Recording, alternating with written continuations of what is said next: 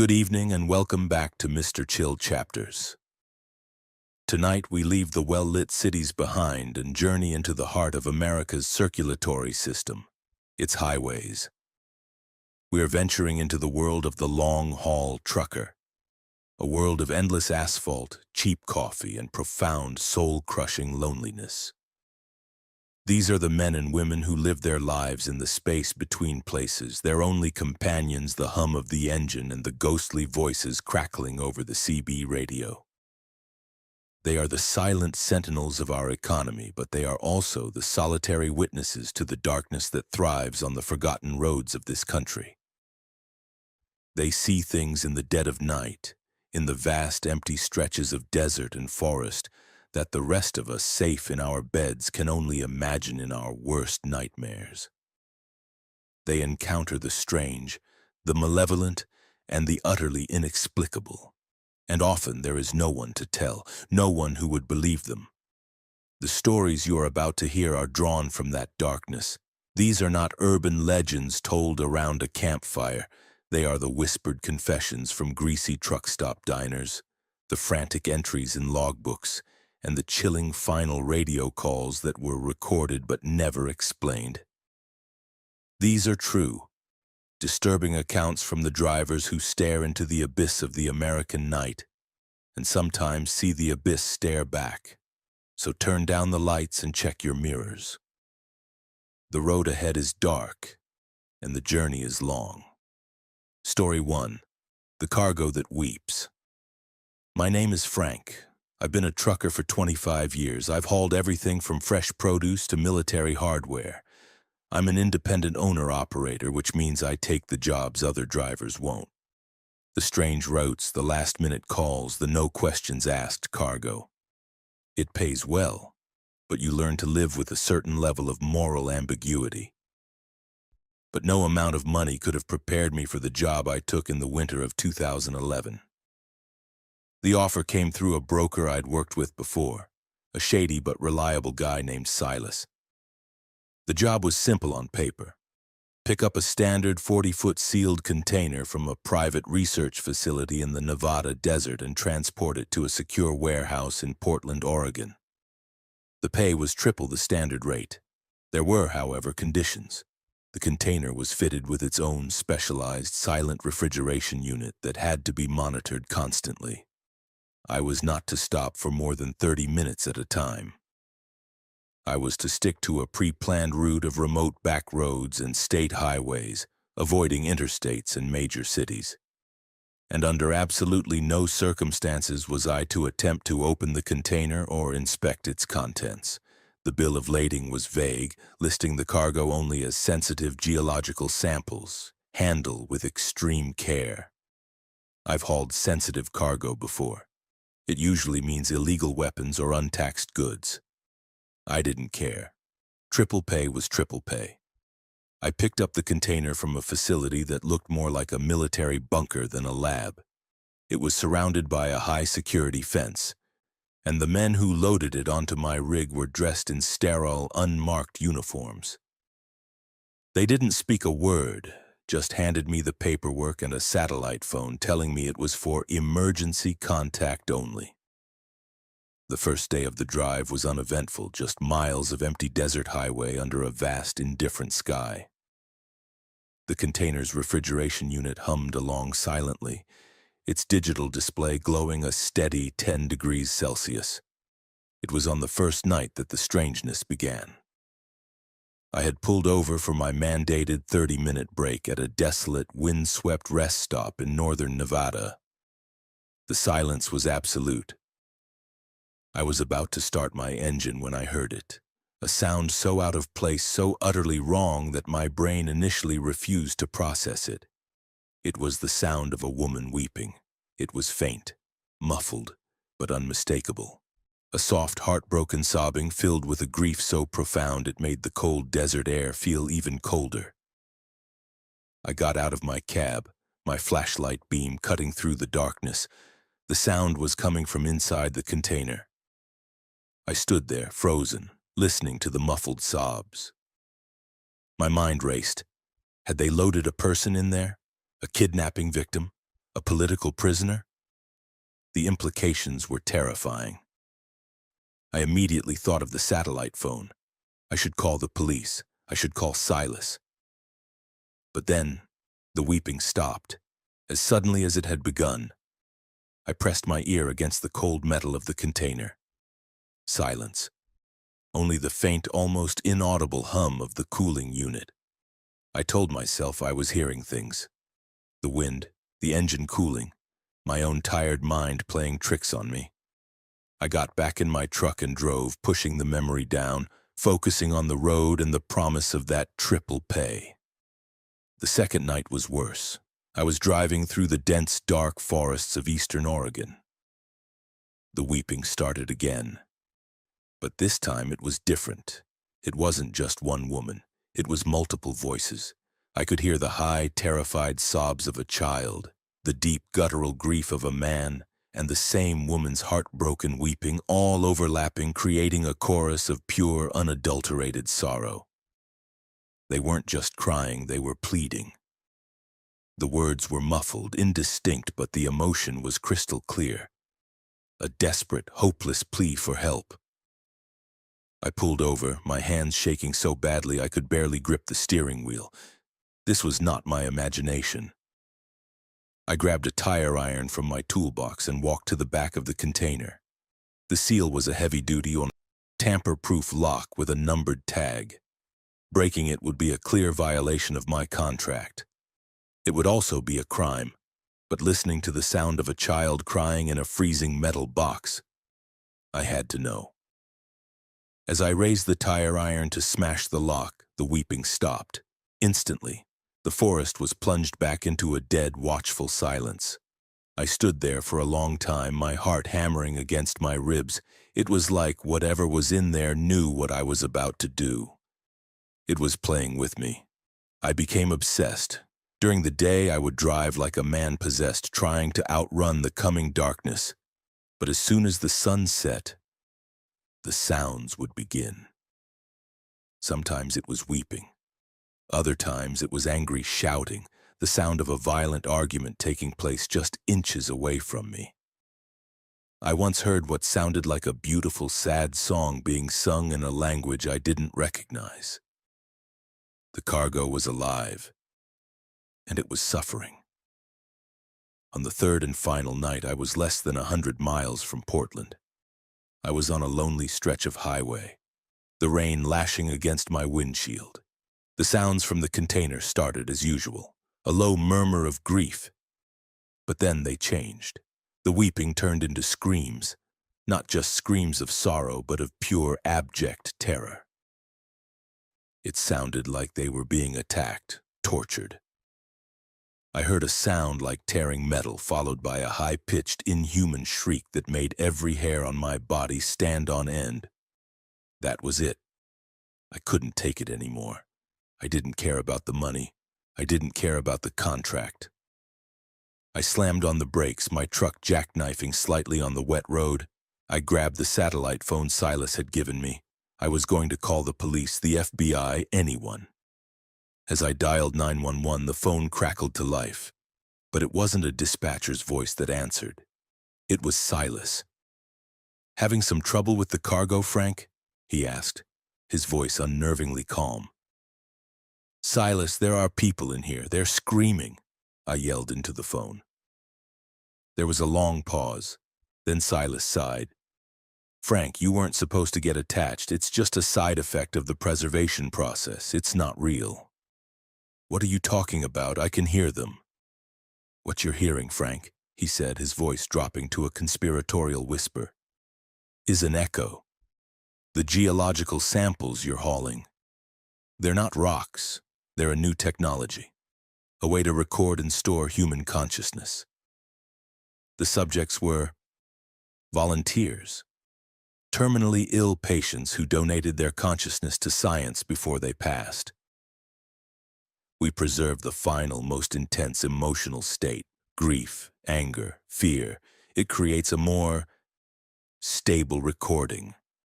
I stared at the container, the scream still echoing from within.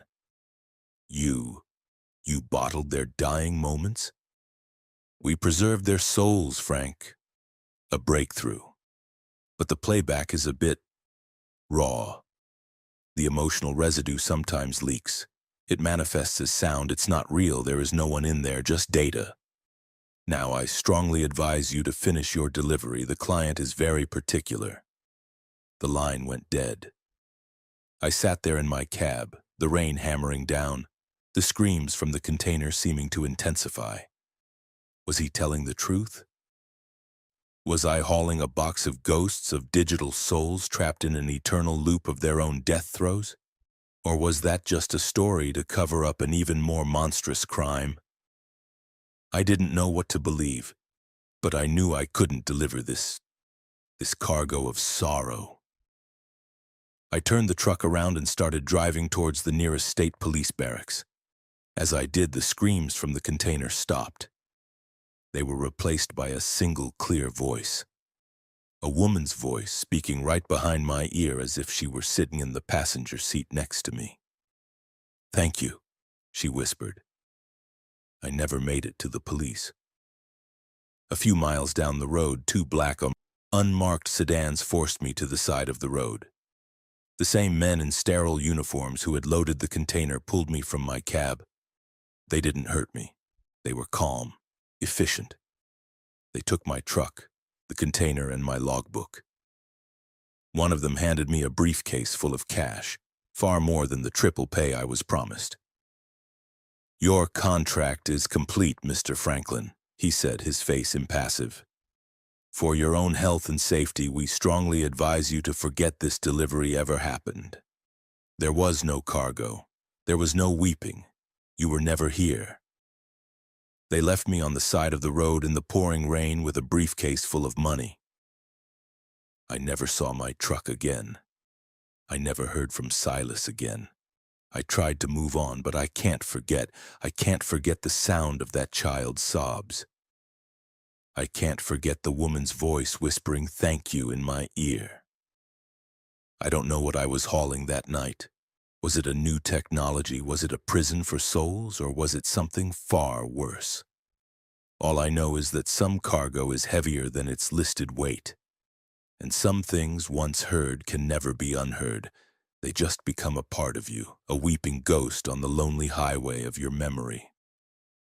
Story 2. The Phantom Toll Booth. My name is Dale.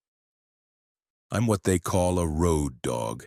Been driving rigs since I was old enough to get a CDL, mostly hauling produce up and down the spine of the country, from the fields of California to the markets of Chicago. I know the highways like the back of my hand. I know the shortcuts, the speed traps, the best diners, and the roads to avoid after dark. There's one road in particular, a lonely, forgotten stretch of old Route 66 in western Oklahoma that most truckers won't touch. They say it's haunted. I used to laugh at those stories. I'm not laughing anymore. It was the summer of 2008, one of those brutally hot years where the asphalt gets soft and sticky. I was behind schedule on a load of tomatoes, and the main interstate, I-40, was shut down due to a massive pileup. The detour was a 100-mile loop. I didn't have the time. Against my better judgment, I decided to take the old highway, the stretch of Route 66 that runs parallel to the interstate. It was a ghost road, bypassed by progress, littered with the skeletal remains of abandoned motels and gas stations. But it was a straight shot, and I figured I could make up for lost time. The sun was setting as I turned my rig onto the cracked, faded asphalt of the old route. The silence was immediate and profound. The constant roar of interstate traffic was gone, replaced by the lonely hum of my engine. For the first hour, it was just me and the ghosts of the past. The road stretched out before me, a ribbon of gray through a landscape of red dirt and endless sky. It was well after midnight when I saw it. Up ahead, shimmering in the heat haze rising from the road, were lights. A toll booth.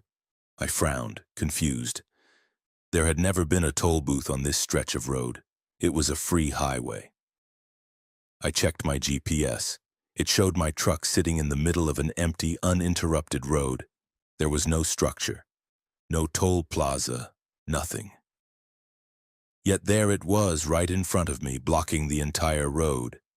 It was an old-fashioned toll booth, the kind you might have seen in the 1950s. It was a single, small wooden booth with a swinging barrier arm. A single bare yellow light bulb cast a sickly glow over the scene.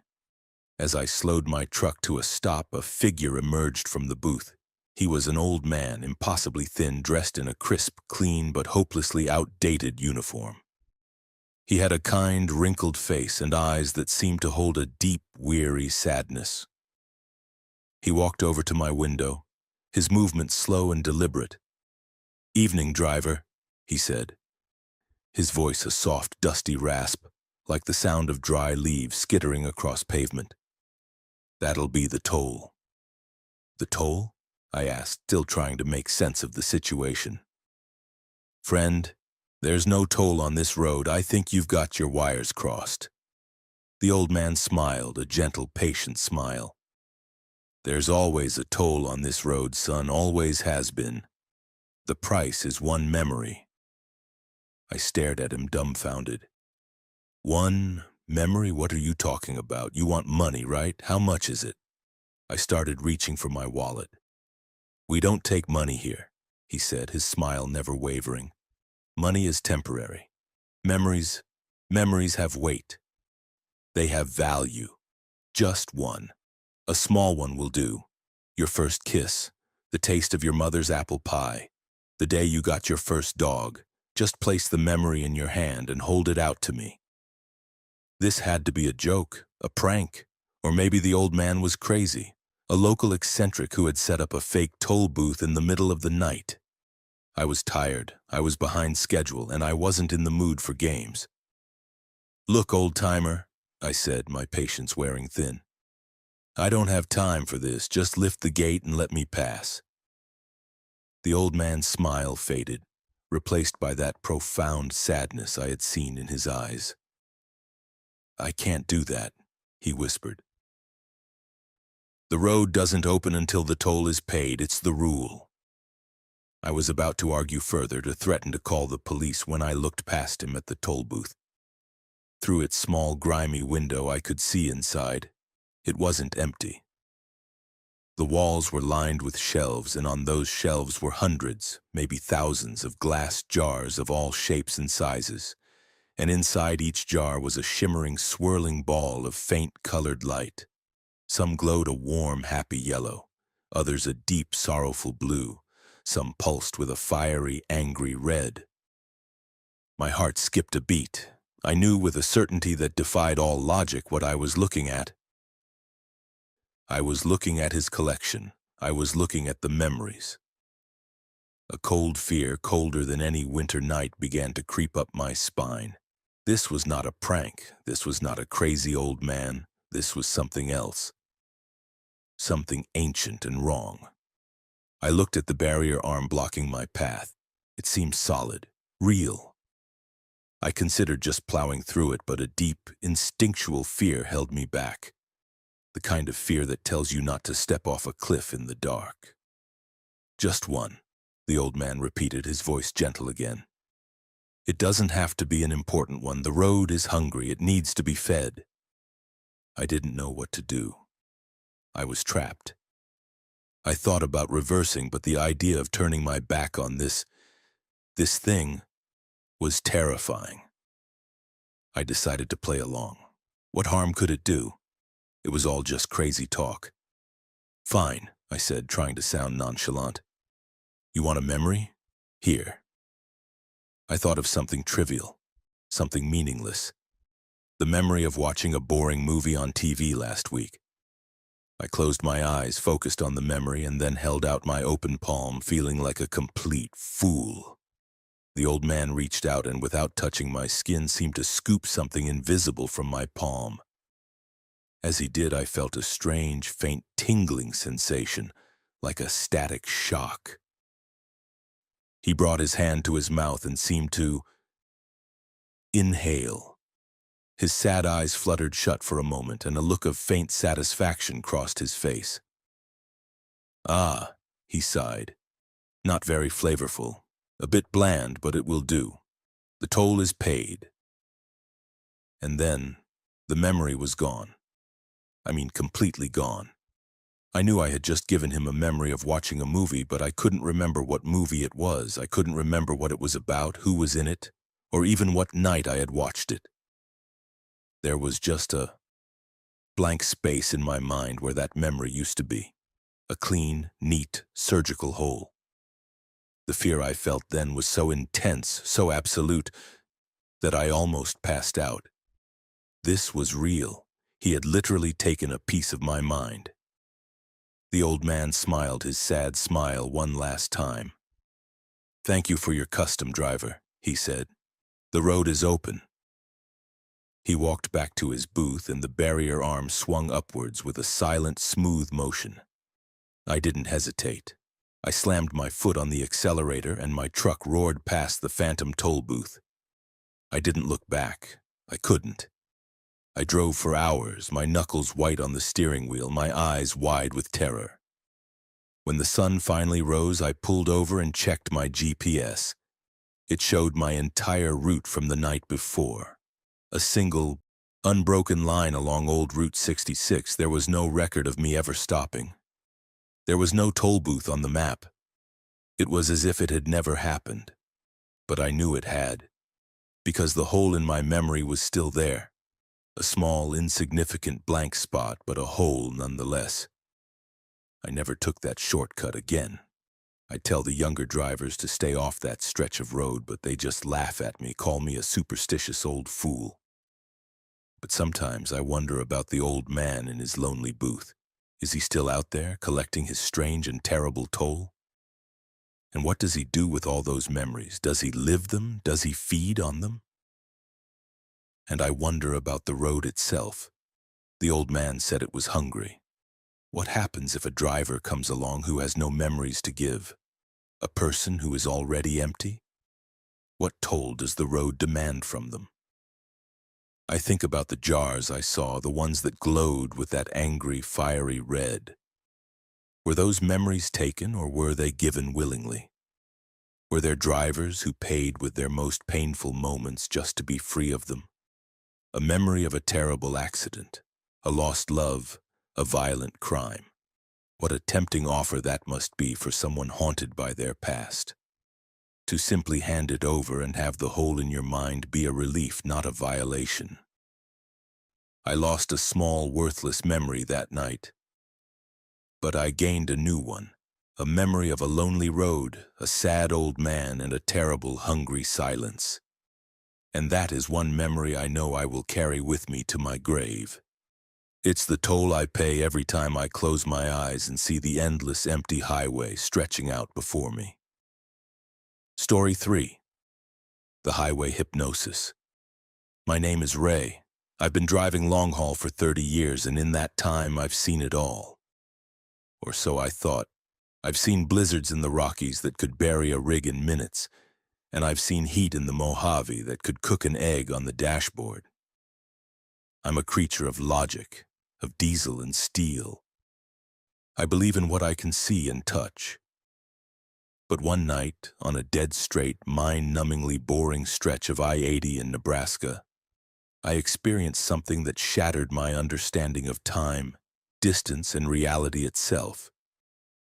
Every long-haul driver knows about highway hypnosis. It's a real, documented phenomenon. You're driving for hours on a monotonous road, the white lines flashing by, the hum of the engine a constant drone. Your mind goes into a kind of trance, an autopilot mode. You're still driving, still reacting to traffic, but you're not fully there. Then you snap out of it and realize you can't remember the last 50 or 60 miles. It's unnerving, but it's a known occupational hazard. What happened to me was not highway hypnosis, it was something else. It was a clear, cold night in late October. I was hauling a load of machine parts from Chicago to Salt Lake City. The stretch of I-80 that cuts through Nebraska is famous among truckers for being one of the most boring drives in America. It's flat, it's straight, and it goes on forever. It's the perfect breeding ground for highway hypnosis. I remember passing the exit for Kearney, Nebraska. I checked the time on my dashboard clock. It was exactly 1:15 a.m. I remember it vividly because I was calculating my arrival time in Cheyenne, Wyoming, where I planned to stop for my main rest break. I had a full tank of fuel, a fresh cup of coffee, and about 300 miles of straight, empty road ahead of me.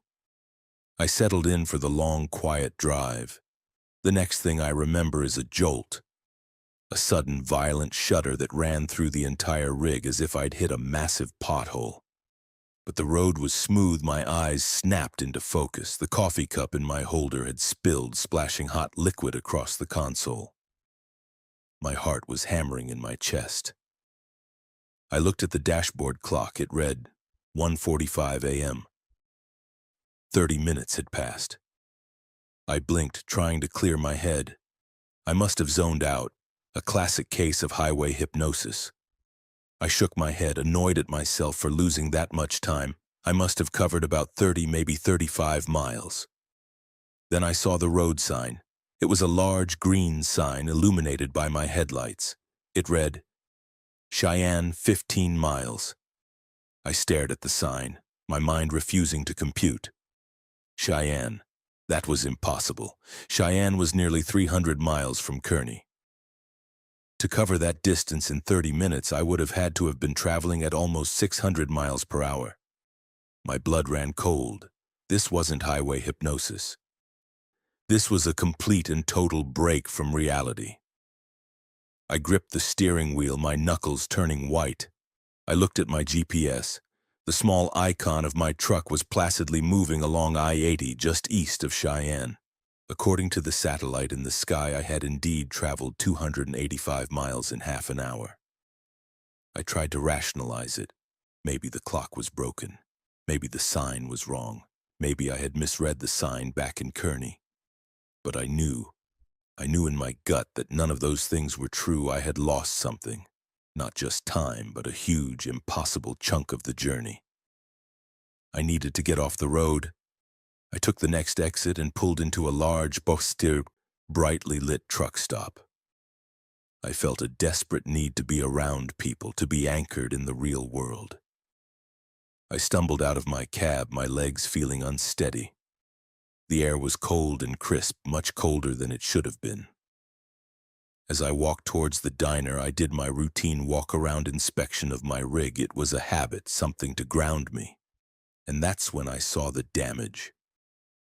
The front of my truck, the massive chrome grille and bumper, was not clean. It was covered in a strange, dark, fibrous material. It looked like organic matter, and it was smeared with a thick, dark, viscous fluid that was not oil or grease. It was almost black in the dim light, and it had a faint coppery smell. The smell of blood. But that wasn't the worst of it. Embedded in the grille, wedged between the chrome bars, were long, coarse black hairs. And there were deep, gouge-like scratches across the front of the truck, as if something large and powerful had clawed at the metal. These were not the marks of hitting a deer or an elk. I had hit deer before. This was different. The scratches were too deep, the pattern too deliberate. I felt a wave of nausea wash over me. What had I hit? What had happened in those 270 miles of lost time? I had no memory of an impact. No memory of anything except the road and then the jolt.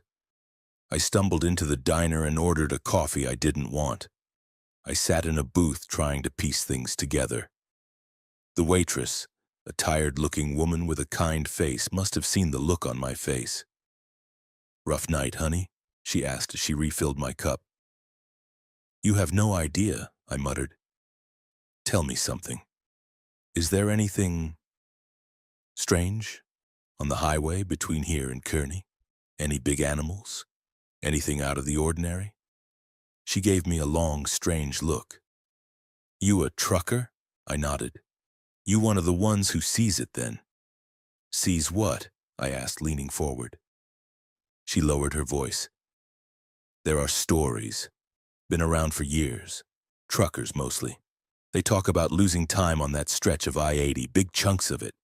They call it the Wyoming Jump. Some say it's a government experiment. Others say it's aliens, the old-timers, the native folks around here. They say it's an old road, a spirit road. And sometimes, if you're not paying attention, you can slip onto it. A spirit road, I said, the words feeling foolish on my tongue. A road that doesn't follow our rules of time and space, she said, her eyes serious. They say things still walk that road, things from the old world, big dark things. And they don't like trespassers. I thought of the front of my truck, the blood, the hair, the claw marks. I spent the rest of the night in that truck stop, too terrified to get back on the road. I searched online on the diner's slow Wi-Fi. I found forums, hidden corners of the internet where truckers shared stories they wouldn't dare tell anyone else. And there it was. Dozens of accounts, all eerily similar to mine. Drivers losing hours of time on I-80. Waking up hundreds of miles from where they thought they were. And the most disturbing detail, the one that made my blood run cold. Many of them reported finding strange, unexplainable damage to the front of their rigs. Some described hitting a huge, dark shape that seemed to vanish on impact. One post from a driver 10 years prior described finding long, black, coarse hairs and deep claw marks on his grill. He had sent a sample of the hair to a lab. The results came back inconclusive. The DNA did not match any known animal on Earth. I went back to my truck as the sun was rising. I took a sample of the dark fluid and the hairs, carefully placing them in a plastic bag. I spent hours scrubbing the front of my rig, trying to erase the evidence of my impossible journey. But I couldn't erase the scratches in the metal, or the hole in my memory. I delivered my load in Salt Lake City and tried to forget, but I couldn't. I sent the samples to a private lab claiming I had hit an unidentified animal. The results came back a week later. The fluid was blood, but its cellular structure was bizarre, containing elements that the lab couldn't identify. And the hair, the DNA analysis was a dead end. It was mammalian, but it did not match any species in any existing database. I now believe the waitress was right. I don't think I was on I-80 for those 30 minutes. I think I slipped into somewhere else. A place that runs parallel to our own. A road that operates on a different kind of time. And on that road I hit something. Something big, something dark, and something that was not of this world. I didn't just experience highway hypnosis. I drove through a tear in reality. I still drive for a living. But I will never ever take I-80 through Nebraska at night again. I will take the long detour. I will lose the time. Because I know now that there are worse things to lose on that road than a few hours. You can lose your sense of reality. You can lose your sanity. And sometimes, you come back with proof that the monsters that haunt our oldest stories are not just stories. They are real. And they are still out there, walking the ancient unseen roads that crisscross our own. And they do not take kindly to being hit by a 40-ton truck. Story 4. The Doppelganger at the Truck Stop. My name is Sam. Or at least I think it is. After what happened at the Crossroads truck stop off a forgotten highway in rural Montana, I'm not sure of anything anymore, least of all myself. Truck stops are a trucker's sanctuary.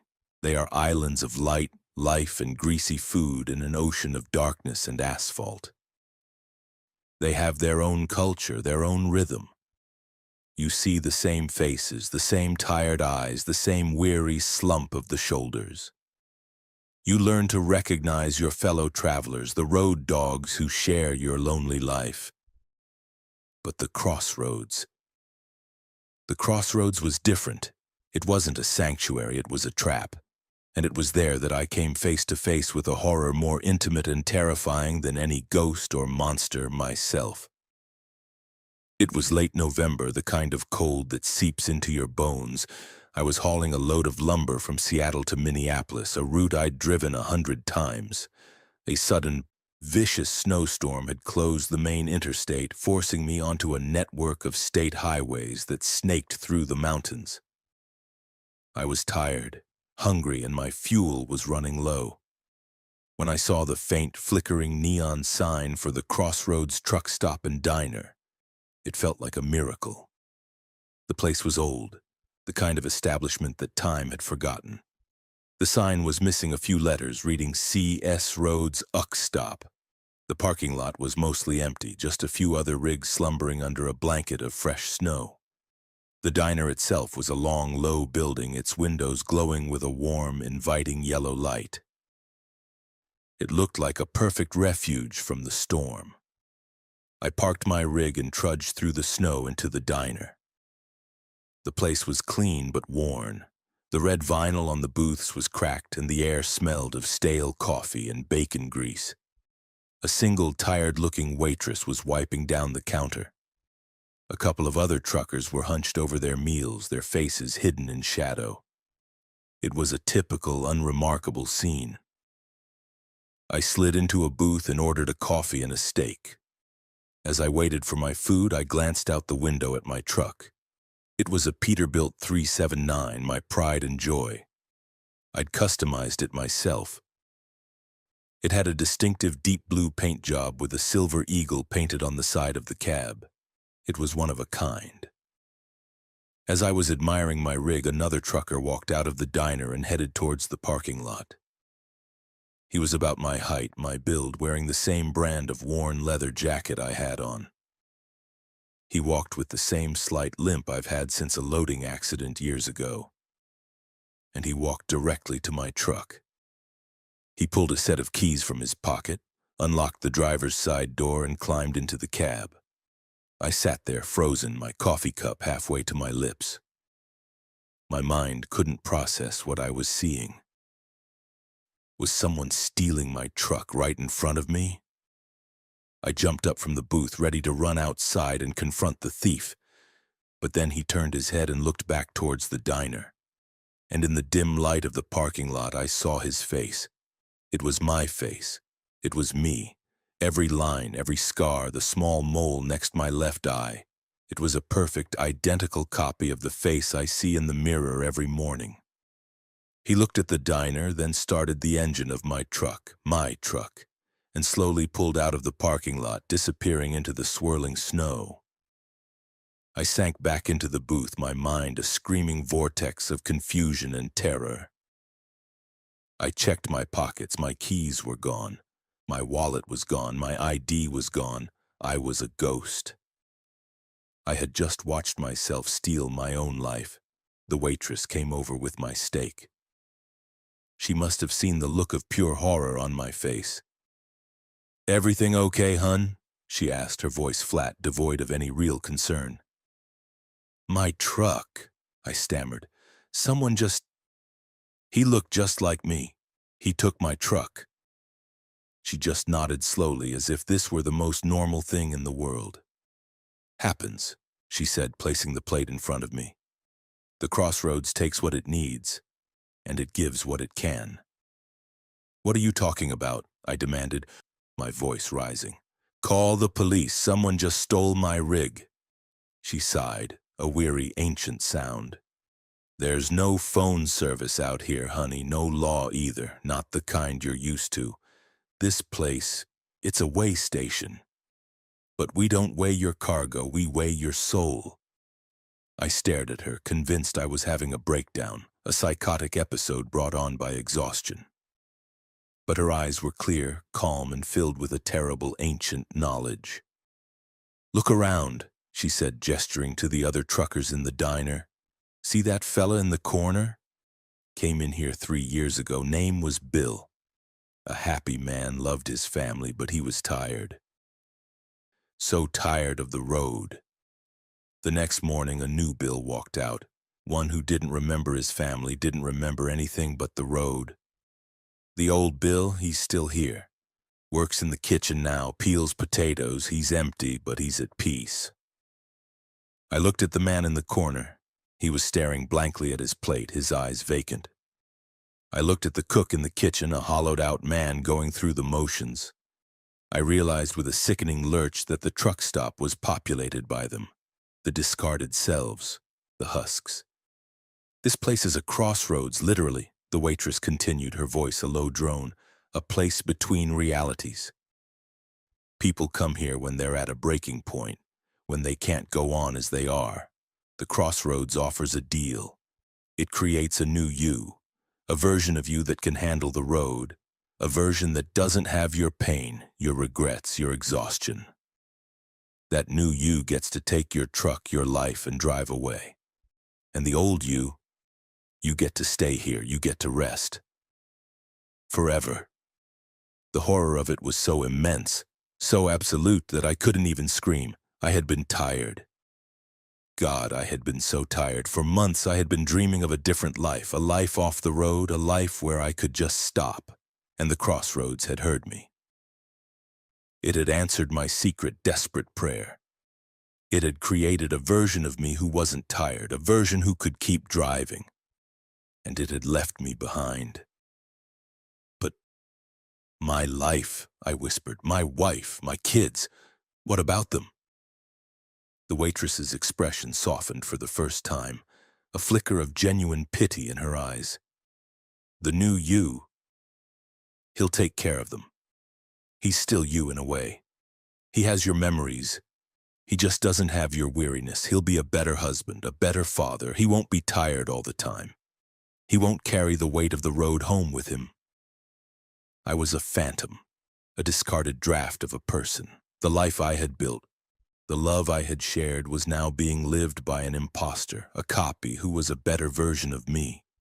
And I was trapped here in this greasy spoon at the end of reality with the other lost souls. I spent what felt like days in that diner. Time seemed to move differently there. The storm outside never stopped. The same few truckers sat in the same booths. The waitress never seemed to sleep. I watched new truckers pull in, their faces etched with the same bone-deep weariness I had felt. I watched them sit in my booth, and sometimes I would see them look out the window with a look of pure, uncomprehending terror as they watched themselves climb into their own rigs and drive away. I learned the rules of the place. The discarded selves, the husks. We could not leave. The diner was our world. We worked in the kitchen, we cleaned the floors, we fueled the trucks of the new selves who were passing through. We were the ghosts that kept the place running. We didn't need to sleep much, we didn't need to eat much. We were running on the fumes of the lives we used to have. One day a new trucker came in. He was young, barely a kid, but his eyes held that familiar soul-deep exhaustion. He sat in my old booth. He ordered a coffee. And he looked out the window. I saw the moment it happened. The moment he saw his doppelganger walk out to his truck. The color drained from his face. He looked around the diner, his eyes wild with panic. His eyes met mine. In that moment, I had a choice. I could let him suffer the same fate as me. I could let him become another ghost in this purgatory. Or I could try to fight back. I walked over to his table. "My name is Sam," I said, my voice feeling strange and rusty. "Listen to me very carefully. This place is a lie. The person in your truck is not you. You have to fight it. You have to want your life back. You have to want it more than you want rest." The kid stared at me, his mouth agape. The waitress shot me a look of pure venom from behind the counter. "He's crazy," she said to the kid. "Don't listen to him. Just finish your coffee. Rest a while." "Don't listen to her," I insisted, my voice growing stronger. "She's part of the trap. Your life is out there, in that truck. You have to claim it. You have to prove to this place that you are the real you." Something in my words must have broken through his terror. A spark of defiance lit up in his eyes. He stood up, knocking over his chair.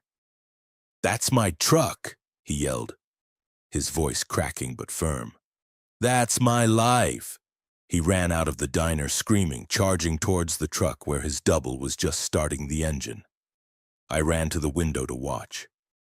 The doppelganger got out of the cab.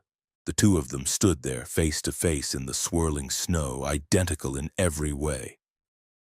They didn't fight with their fists. They just stared at each other. It was a battle of wills, a silent psychic war over who had the greater claim to existence. For a long moment, nothing happened. Then one of them began to fade, the doppelganger. His form became translucent, shimmering, like a heat haze. He looked at the kid with a look of sad resignation, then simply dissolved into the falling snow. The kid, the real kid, stood there for a moment, breathing heavily. Then he climbed into his truck, started the engine, and drove away, back into the storm, back into his life. I had done it. I had helped someone escape. As I turned back from the window, the waitress was standing right behind me. Her face was not angry. It was impressed. "No one has ever done that before," she said quietly. "You reminded him who he was, which means you must still remember who you are." A strange feeling washed over me, a warmth, a sense of self that I hadn't felt since I first walked into this place. I looked down at my hands. They seemed more solid. "The crossroads has rules," the waitress said, a strange, thin smile on her lips. "It only keeps the ones who are willing to be forgotten. You, Sam, you are not willing. You have interfered. You have broken the equilibrium. And for that, there is a price." "What price?" I asked, my heart beginning to pound again. "The price is a choice," she said. "Your double, the new you, has been driving your rig for weeks now. He's almost home. He's a good man, Sam. He's not tired. He sings to your kids, and he remembers your wife's birthday. He's the you she always wanted. You can stay here, you can rest, and he can give them the life you were too weary to provide. Or you can take it back." She pointed to the door. "The storm has stopped. The road is open. You can walk out of here right now. You can try to get back to them. But you have to understand. If you choose to leave, you take your weariness with you. You take your pain, your regrets, your exhaustion. You take the weight of the road. And he, the other you, will cease to exist the moment you step off this property. You will be erasing the happy man and replacing him with the broken one. So, what will it be, Sam? Your peace, or their happiness?" I stood there at the crossroads of my own soul. The choice was so monstrous, so impossible, that it felt like my mind was splitting in two. To stay here in this quiet, painless purgatory and let my family have the better version of me? Or to reclaim my life, my love, my identity, but condemn them to having the tired, broken man I had become? I walked to the door. I put my hand on the handle, and I made my choice. My name is Sam, and I am so tired. Tory 5, the girl in the reflection. My name is Miguel. I haul logs in British Columbia, up in the Northern Territories. It's a tough job, a lonely job. The roads up there are not like the highways down south. They are narrow, winding ribbons of asphalt cut through an endless ancient forest. They call Highway 16 the Highway of Tears for a reason. Dozens of women, mostly indigenous, have vanished or been found murdered along that route since the 1970s. Every driver knows the stories. Every driver feels the weight of that sorrow. It soaks into the very pavement. We try not to think about it. We turn up the radio, focus on the road, and pray we don't become another story ourselves. But some stories refuse to be ignored. Some ghosts demand to be seen. It was a cold, rainy evening in early spring. I was driving my empty rig south from Prince Rupert, heading back to my depot in Prince George. The rain was relentless, a gray sheet that turned the world into a blurry watercolor painting of dark green and black. The highway was deserted. It was just me, the rhythmic thump of my windshield wipers, and the oppressive, watchful silence of the forest. It was on a particularly long, straight stretch surrounded by a dense wall of cedar and fir trees that I first saw her. It wasn't on the road. It was in my passenger side mirror. For a split second, as I glanced at the mirror to check my position, I saw a face reflected in the glass. A young woman's face. She was pale, with long dark hair plastered to her skin by the rain. Her eyes were wide with a desperate, pleading terror. Her mouth was open as if in a silent scream.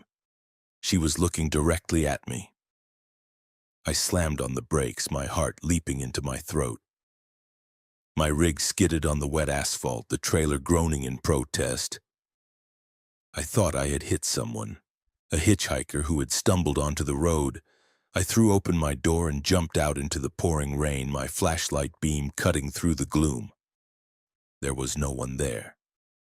The road behind me was empty. The dense forest on either side was still and silent, except for the dripping of the rain.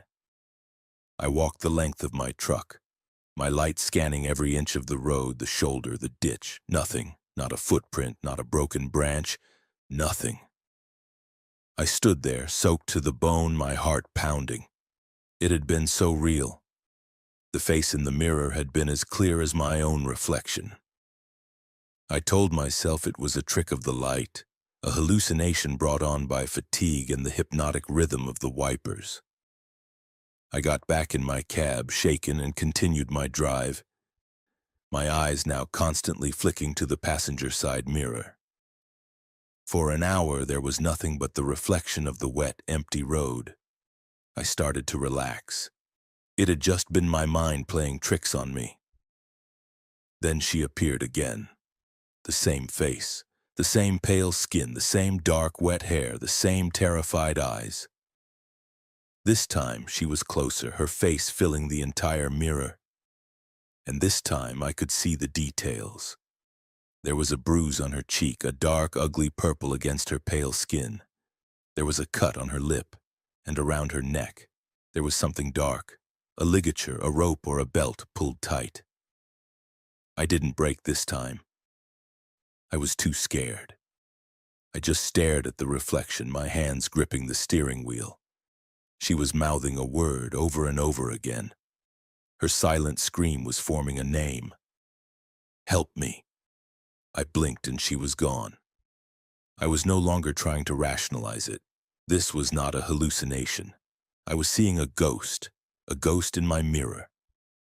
I felt a wave of cold, supernatural dread, but it was mixed with something else, a profound, overwhelming sadness. This was not a malevolent spirit. This was a victim, a soul trapped in a moment of pure terror, replaying her final moments in the reflection of a passing truck. I thought about turning back, about going to the police, but what would I tell them, that I saw a ghost in my mirror? They would think I was crazy or drunk. I decided to keep driving, to get to Prince George, to the light and safety of the city.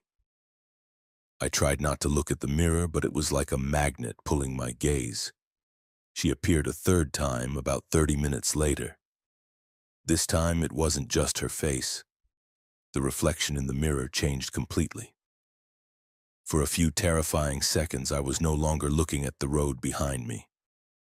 I was looking into the cab of another vehicle, an old beat-up pickup truck. The interior was dirty, the dashboard cracked. The girl was in the passenger seat and she was fighting for her life. A man, a silhouette with no face, was in the driver's seat, his arm around her neck, pulling something tight. I could see her hands clawing at his arm, her eyes wide with a final desperate plea. The reflection shattered, returning to the normal view of the empty road, but the image was burned into my brain. I had just witnessed her murder. I was weeping now, tears mixing with the rain on my face. I was no longer just a witness. I felt like a participant. Her terror was my terror. Her despair was my despair. I knew I couldn't just keep driving. I had to do something. But what? As I was wrestling with my fear and my conscience, she appeared one last time. But this time her expression had changed. The terror was gone, replaced by a look of calm, determined instruction. She was no longer looking at me. She was looking past me at the road ahead. She raised a ghostly, translucent hand and pointed. She was pointing at a small, unmarked dirt turnoff, barely visible in the darkness, a small logging road that disappeared into the dense forest. Then she faded away for the last time. I knew what she was telling me to do. It was a crazy, reckless idea. To turn my massive rig down a dark, unknown logging road in the middle of a storm, based on the instruction of a ghost. But I felt I had no choice. I was bound to her now. I had to see this through to the end. I slowed the truck and with a deep breath, turned down the dirt road.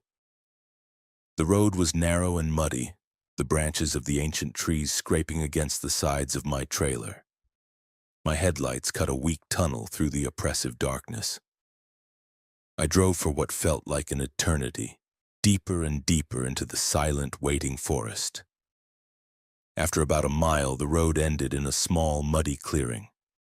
In the center of the clearing was a single, massive, ancient cedar tree.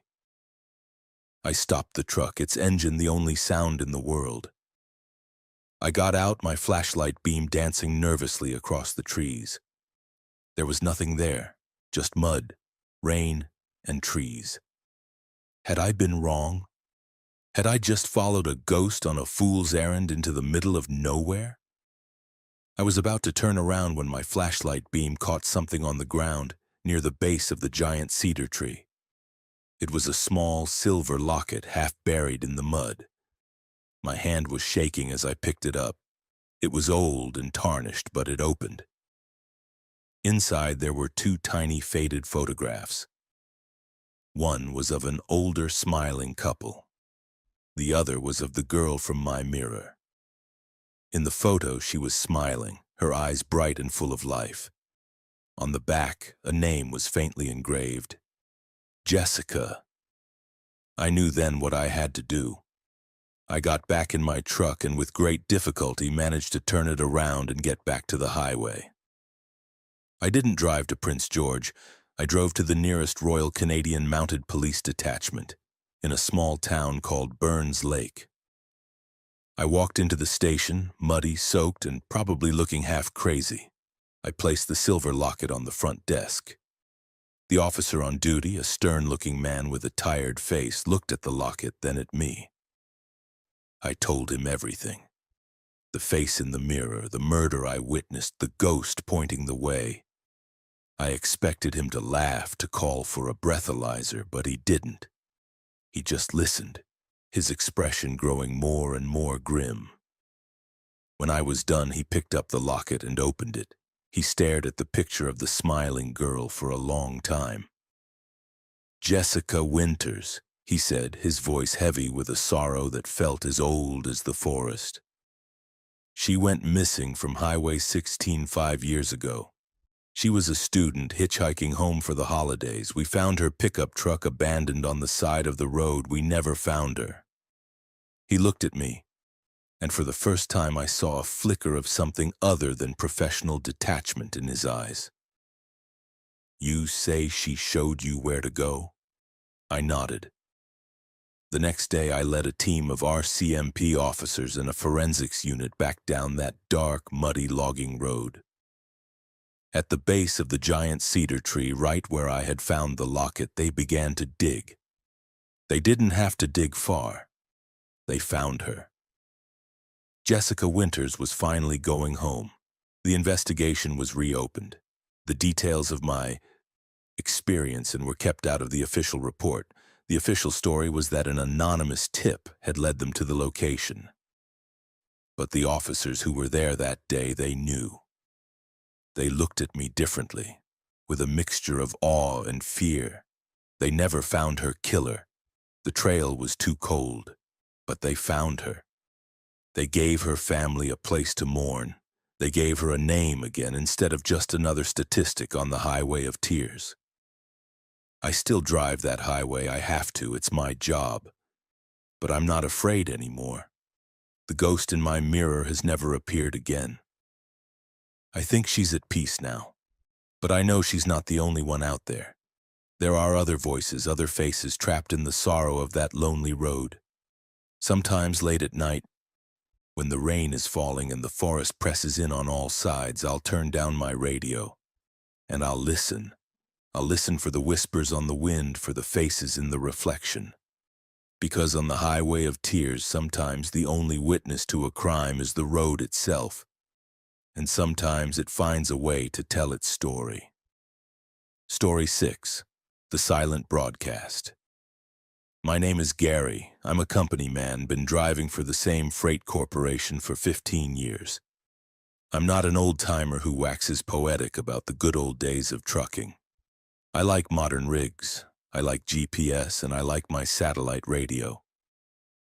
But there's one piece of old tech I've always kept in my cab, my CB radio.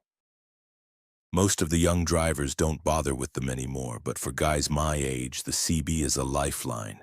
It's the voice of the road, a community of ghosts in the static, sharing information about speed traps, accidents, and sometimes just keeping a lonely driver awake through a long, dark night. I always kept mine on, tuned to the emergency channel, more out of habit than anything else. I never imagined that one night that familiar crackling voice of the road would be replaced by a silence more terrifying than any scream. It happened on a cross-country haul, somewhere in the vast, empty plains of West Texas. It was one of those nights where the world feels like it's been stripped down to its bare essentials. A black ribbon of highway, a black dome of sky, and the lonely bubble of my cab. The airwaves were quiet. It was too late for most of the chatter, too early for the dawn patrol. There was just the gentle, rhythmic hiss of empty static from my CB, a sound I found as comforting as a sleeping dog. The change was subtle at first. The static didn't stop. It thinned. The familiar random crackle and pop began to smooth out, replaced by a low, almost subaudible hum. It was a clean, pure, and deeply unnatural sound. It was the sound of an open channel, a broadcast with no one speaking. A dead signal. I picked up the mic. "Breaker 19, anyone got a copy?" I asked, my voice sounding loud in the quiet cab. Nothing. Just that clean, empty hum. I tried again. "This is Roadhog, heading eastbound on I-20, just doing a radio check." Silence. But it wasn't an empty silence. It felt heavy, expectant, like holding your breath, waiting for a sound you know is coming. I fiddled with the squelch knob, trying to bring back the familiar, comforting static, but the hum remained. A perfect, unwavering tone just at the edge of my hearing. I figured it was some kind of atmospheric interference, a strange weather phenomenon, and tried to ignore it. But I couldn't. The longer the hum continued, the more it began to affect me. It was like a low-frequency vibration that was seeping into my skull. I started to feel agitated. A low-grade, simmering paranoia began to bubble up inside me. Every pair of headlights that appeared in my rearview mirror felt like a threat. Was that car following me? Why was that truck staying in the lane next to me for so long? These were normal, fleeting thoughts for a trucker, but now they felt sharp, real, and urgent. My palms started to sweat. My heart rate kicked up a notch. After about an hour of this, another voice finally broke the silence on the CB. It was a young driver, his voice tinny and panicked. "Breaker, breaker, is anyone else hearing this? This quiet, it's driving me crazy." Before I could respond, another voice cut in, this one older, angrier. "Shut up, kid, you're breaking the signal, can't you hear it?" "Hear what?" the kid asked, his voice trembling. "It's just nothing." "It's not nothing, you idiot," the second voice snarled. "It's a message.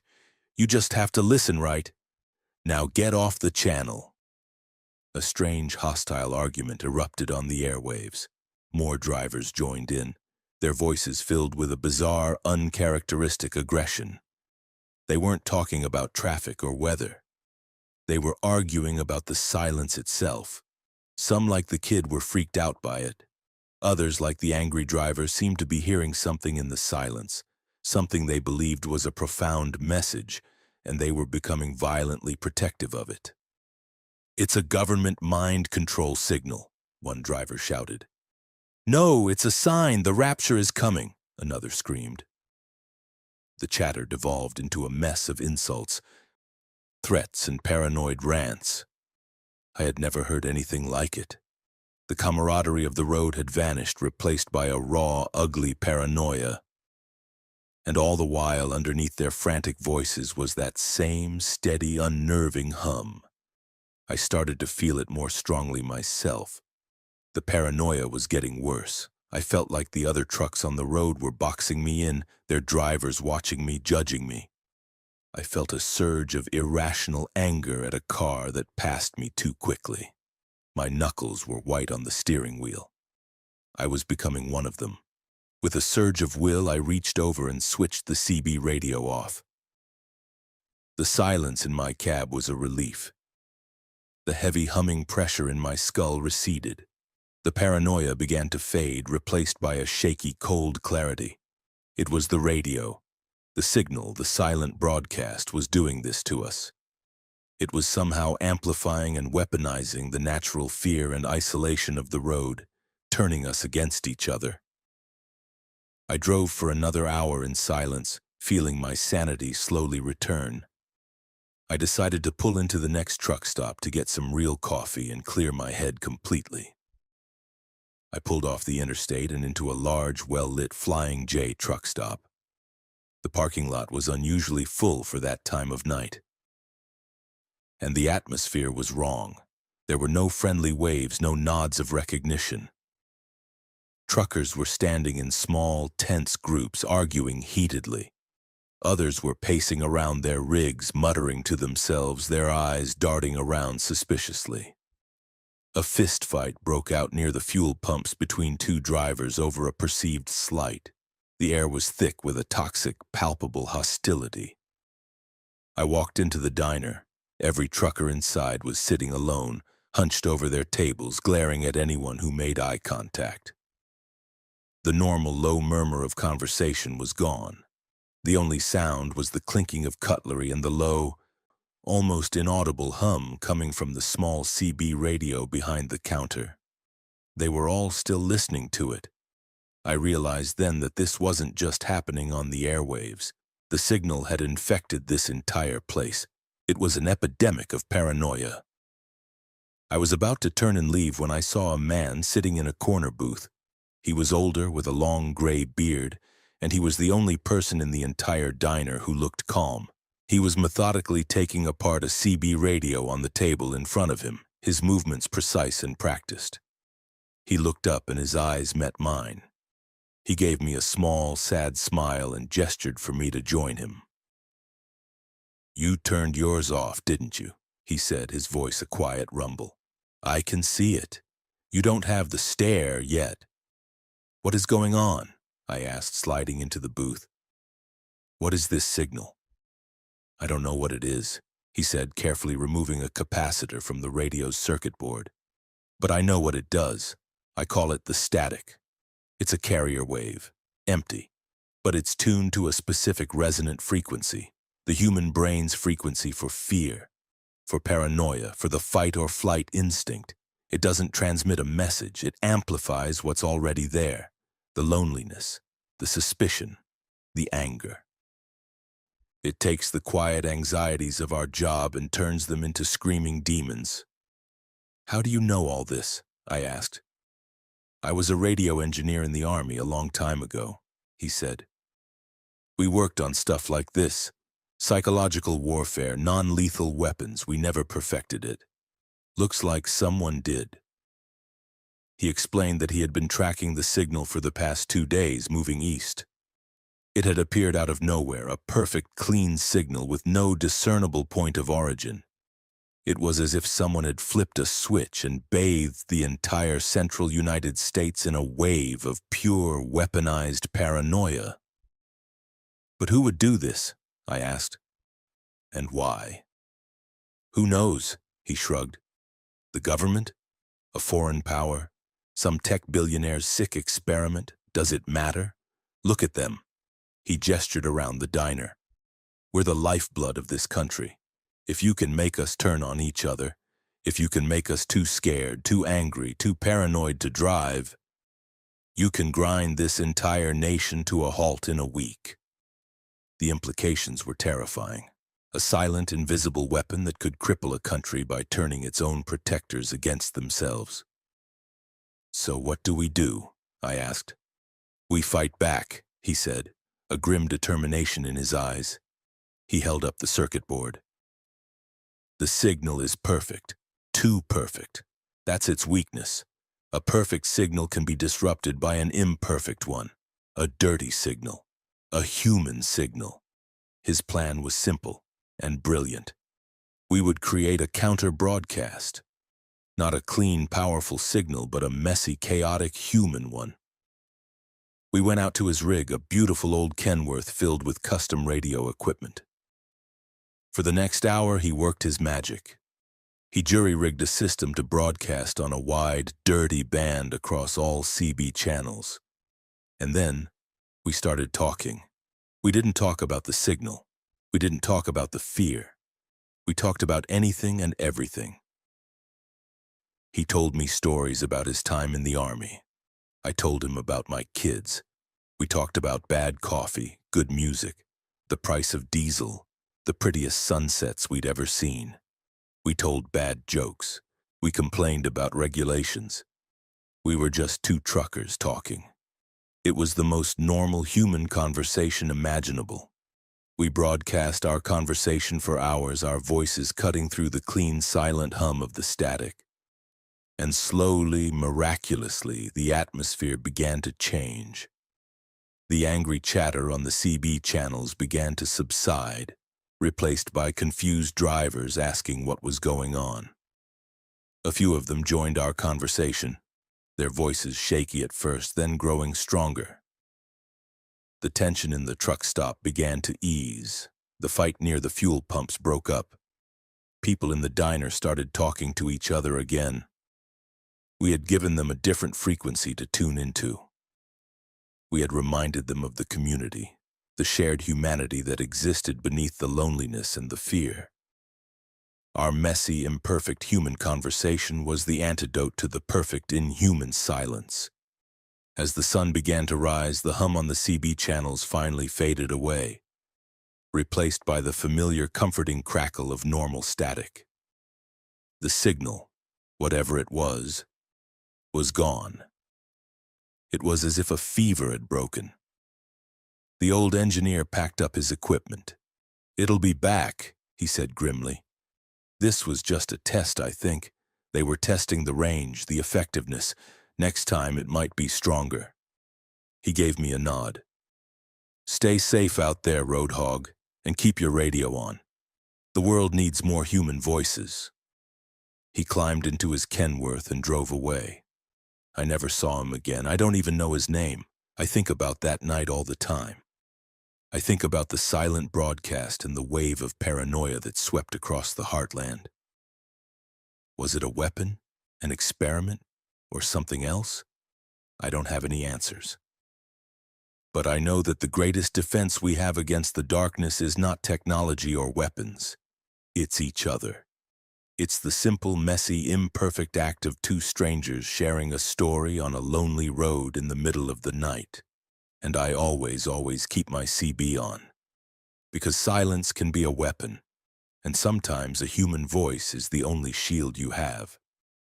Story 7, The Wait Station Anomaly. My name is Al. I'm a flatbed driver. Unlike the guys hauling sealed boxes, my cargo is out there for the world to see. Massive industrial machinery, giant logs, oversized construction beams. My job is a constant, nerve-wracking calculation of weight, balance, and securing my load with chains and straps strong enough to hold back a titan. I live and die by the scales, and every trucker knows the one place where those numbers are law, the weigh station. Weigh stations are the bane of our existence. They're a necessary evil, a place where you pull off the highway to have your rig weighed and inspected by state troopers who always seem to be having a bad day. You pray your numbers are right, that your logbook is in order. and that they don't find a reason to give you a fine that could wipe out your profit for the entire trip. It's a place of mundane, bureaucratic anxiety. But one night, at a lonely way station in the desolate salt flats of Utah, I learned that some scales measure more than just the weight of your truck and its cargo. They measure the weight of things that have no business being there at all. It was a brutally clear, cold night, the kind of night where the stars look like chips of ice scattered on black velvet. I was hauling a single, massive, custom-forged turbine engine from a factory in Colorado to a power plant in Nevada. It was a heavy load, but a legal one. I had done the math myself. I was just under the 80,000-pound gross vehicle weight limit. I was clean. I saw the glowing "All trucks must exit" sign for the Portadown way station and sighed. It was late, around 3 a.m., and the station was just a small, brightly lit building in an ocean of profound darkness. I pulled my rig onto the massive in-ground scale, the truck groaning under the weight. I watched as the digital display board, the big screen that shows your weight to you and the trooper inside, lit up. My heart stopped. The number on the screen was 114,280 pounds. It was impossible. I was overweight by more than 34,000 pounds. That's the weight of another, smaller truck. It was a career-ending violation. The fines would be astronomical. I would lose my license, my truck, my livelihood. I stared at the number, my mind racing. The scale had to be broken. It was the only explanation. I waited for the trooper to wave me forward for an inspection, to tell me there was an error. But nothing happened. The light stayed red. I picked up my CB mic. "Portadown scale, this is Big Al. You got a copy? I think your scale might be on the fritz. There's no way I'm that heavy." The trooper's voice crackled back, tired and bored. "Scale was calibrated this morning, driver. The number is the number. Shut down your engine and bring your paperwork inside." My hands were shaking as I gathered my logbook and permits. This was a nightmare. As I stepped out of my cab, I did a quick visual inspection of my load. The massive turbine engine was still there, exactly as it had been loaded, chained down tight to the flatbed. Nothing had been added, nothing had changed. I walked into the small, sterile office. The trooper, a man whose name tag read Officer Barlow, was a big man with a flat, emotionless face. He didn't look up from his computer screen as I entered. "Paperwork," he grunted. I handed it to him. He glanced at the bill of lading, which clearly stated the weight of the turbine engine. He did the math. He looked at his screen. He looked back at the paperwork.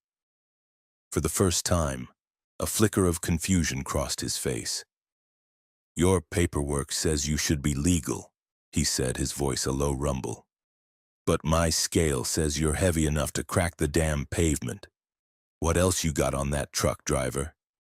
"Nothing," I insisted. "That's it, just the turbine. Your scale has to be broken." Barlow sighed, a long, weary sound. He looked at me, then out the window at my truck, then back at me. "Listen, Al," he said, his tone softening slightly.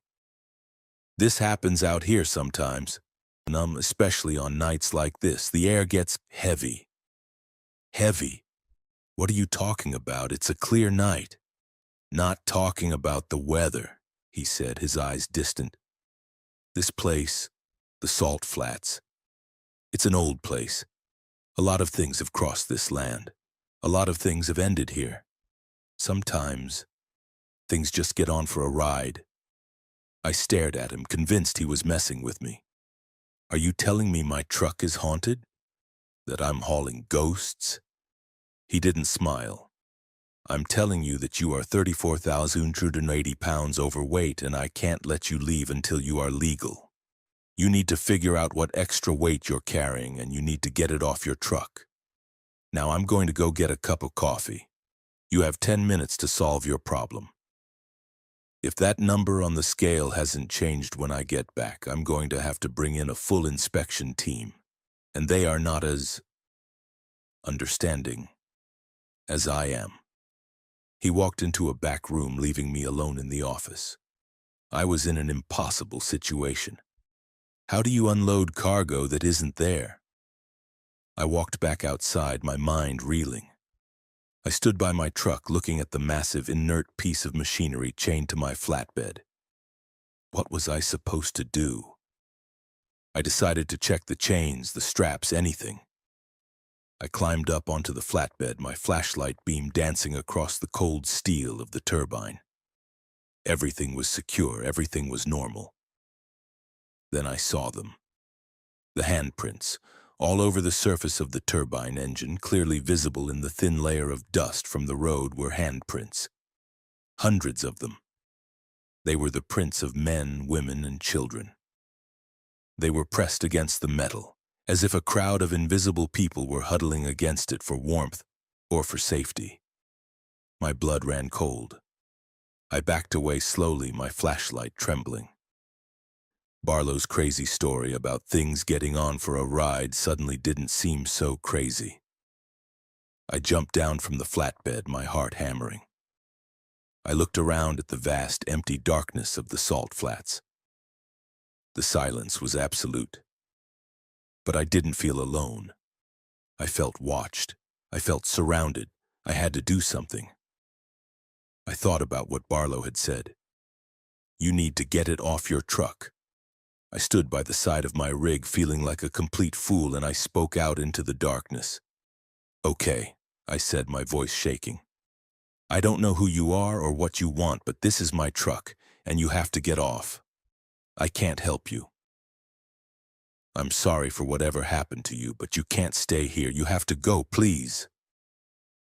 I felt a sudden gust of wind, though the air had been perfectly still. It was a cold, sighing wind that seemed to whisper past my ear, and then it was gone. The feeling of being watched, of being surrounded, vanished. The oppressive weight in the air seemed to lift. I looked at the turbine engine. The handprints were gone. With a trembling hand, I climbed back into my cab. I looked at the digital display of the scale. The number now read 79,860 pounds. I was legal. I sat there, stunned into silence, until Officer Barlow came back out, holding a steaming mug of coffee. He glanced at the scale, then at me. He took a slow sip of his coffee. Looks like you solved your problem, driver, he said, his face impassive. What was that? I whispered. Pioneers, he said, staring out into the darkness. A wagon train that got lost out here in the 1850s. They were trying to take a shortcut to California. They ran out of water. None of them made it. Sometimes on cold, clear nights they get confused. They see the lights of the highway, the trucks. They think it's a new kind of wagon train. They're just looking for a ride west. Looking for a way to finish their journey. He took another sip of coffee. They're harmless.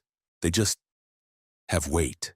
The weight of all that sorrow, all that unfinished business. You did the right thing. You just had to ask them to leave. Politely? He walked back to his office. A moment later, the light on the scale turned from red to green. I put the truck in gear and pulled off the scale, my mind completely numb. As I merged back onto the highway, I looked in my rearview mirror. I could have sworn I saw them just for a second, at the edge of the darkness. A crowd of faint, shimmering figures, men, women, and children in old-fashioned clothing standing by the side of the road watching me go, before fading back into the desert night. I made it to Nevada, but I was never the same. I sold my rig a year later. I couldn't do it anymore.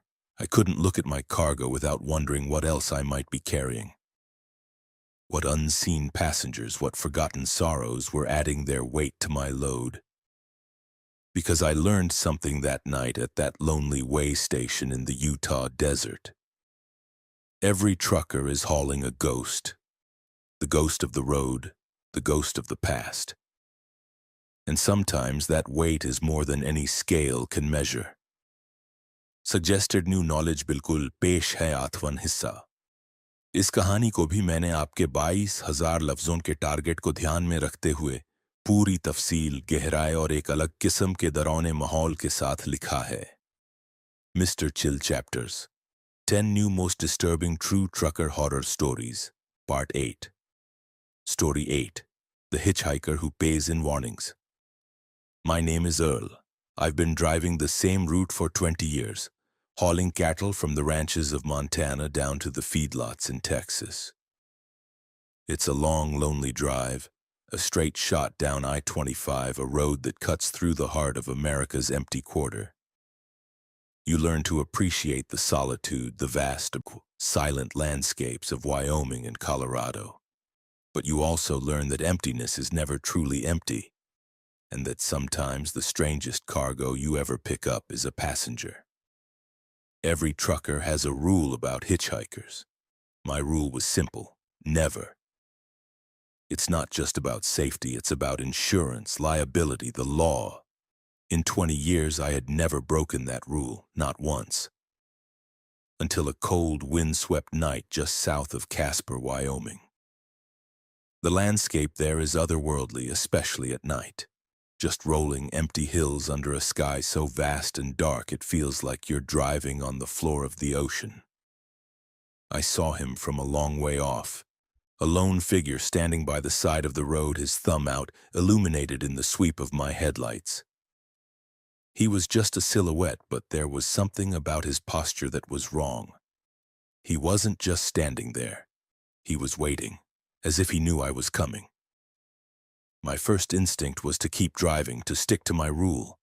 But as I got closer, I saw him more clearly. He was just a kid, maybe 19 or 20. He was rail-thin, wearing a light jacket that was completely inadequate for the biting wind. He wasn't carrying a bag or a sign. He just stood there, shivering, his face pale and desperate in my headlights. I don't know why I did it. Maybe it was the loneliness of the road. Maybe it was the memory of my own son who was about the same age. Maybe it was just a flicker of pity. Against my better judgment, I slowed my massive rig to a halt, the air brakes hissing in the profound silence. I leaned over and pushed open the passenger door. "Get in," I grunted. "It's too cold to be out here." The kid scrambled into the cab, bringing a gust of frigid air with him. He was even thinner up close, his face gaunt, his eyes large and dark, and holding a strange, unsettling intensity. He huddled in the seat, rubbing his hands together. "Thank you," he whispered, his voice hoarse and dry. "Thank you, sir. You're a lifesaver." "Don't mention it," I said, putting the truck back in gear. "Where are you headed?" "South," he said vaguely. "Just south, as far as you're going." We drove in silence for a while. I tried to make small talk the way you do. Asked him his name. He just shook his head. Asked him where he was from. He just said, "A town you've never heard of." He was polite but distant, his eyes fixed on the road ahead with an unnerving focus. He seemed to be listening to something other than the hum of the engine. After about an hour, he spoke, his voice sudden and sharp in the quiet cab. "You should pull over at the next rest stop, the one about 5 miles up the road. You need to check your rear passenger side tires." I glanced at my gauges. The tire pressure sensors were all green. "Tires are fine, kid," I said. "Sensors say they're holding steady." "The sensors are wrong," he insisted, his voice gaining a strange authority. "The inner tire on the rear axle, it has a slow leak. The pressure is dropping, but not fast enough to trigger the alarm yet. In another 20 miles, the heat buildup will cause a blowout. At your speed, you'll lose control of the trailer. It will jackknife and send you into the ravine on the east side of the highway." I stared at him. His description was so specific, so detailed. He wasn't guessing. He was stating a fact. A cold knot of unease tightened in my stomach. I had a wife and 2 kids. The thought of a blowout at 70 miles an hour was one of my deepest fears. I decided to humor him. or maybe to humor the fear he had just planted in my mind. 5 miles later, I pulled into the deserted rest stop. I got out with my flashlight and my tire gauge. I walked to the rear of the trailer. The outer tire looked fine. But when I knelt down and reached in to check the inner tire, I felt it. The rubber was soft, spongy. I put the gauge on it. It was down by 30 pounds. The kid had been right. The leak was slow enough not to trigger the alarm, but it was there, and at highway speeds it was a ticking time bomb. It took me an hour to change the massive tire in the freezing wind. The whole time, the kid just sat in the cab watching the road. When I finally climbed back in, exhausted and covered in grease, I looked at him with a new sense of awe and fear. "How did you know?" I asked. He just shrugged, his dark eyes never leaving the road. "I hear things," he said softly. "The road talks. You just have to know how to listen." We drove on, the silence in the cab now heavy with unspoken questions. I was no longer just giving a kid a ride. I was in the presence of something I didn't understand. About 2 hours later, as we were approaching the border of Colorado, he spoke again. "There's a storm coming," he said. "A bad one, a whiteout blizzard. It's not on the forecast. It's going to hit the mountain pass just south of Cheyenne in about 90 minutes. It will shut down the highway for 2 days. You need to take the exit for Laramie and find a motel. If you try to push through, you'll be trapped." I checked my weather radio. The forecast was clear. The satellite image on my GPS showed no storm clouds. "The forecast is clear all the way to Denver," I said, my voice less certain this time. "The forecast is wrong," he said with that same chilling finality. "The storm isn't coming from the sky. It's coming from the mountains. It's an old storm. The kind the radio doesn't know how to predict." I thought about the tire. I thought about the ravine he had described with such certainty. I made a decision. I took the exit for Laramie. I found a cheap rundown motel on the edge of town, the only one with enough space to park my rig. I got a room for the night. The kid said he would find his own way from there. "I can't pay you for the ride," he said as he got out of the truck, "but I can give you this." He reached into his thin jacket and pulled out a small folded piece of paper. "It's a payment, a warning. Don't open it until you get to Texas. And whatever you do, don't take the shipment of cattle from the Double Bar J Ranch next week. Call your dispatcher and cancel the job. Tell them you're sick. Tell them anything, just don't take that load." And with that, he turned and walked away, disappearing into the darkness of the motel parking lot. I went into my room, my mind reeling. I turned on the TV. An hour and a half later, a news bulletin interrupted the late-night movie. A sudden, unforecasted blizzard had slammed into the mountain pass south of Cheyenne. The highway was closed. A multi-car pileup had already been reported. The road would be impassable for at least 2 days. The kid had been right. Again. I sat on the edge of the cheap motel bed, holding the small, folded piece of paper he had given me. My hands were trembling. Who was he? What was he?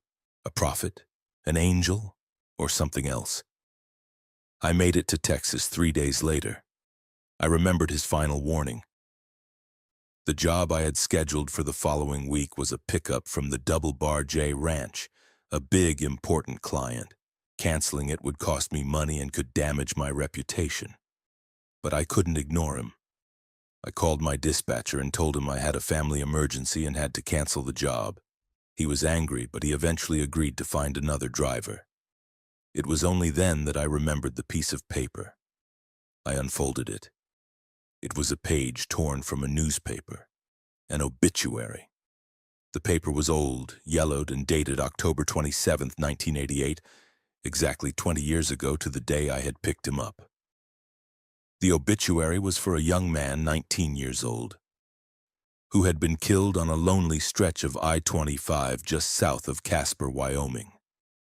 He had been a passenger in a car that had suffered a catastrophic tire blowout, sending the vehicle careening into a ravine. His name was Jonathan. The small black and white photo showed a thin, serious-looking young man with large, dark eyes. It was him. I felt a coldness spread through me that had nothing to do with the weather. I had given a ride to a ghost who had died on that very road on that very night 20 years earlier because of a tire blowout.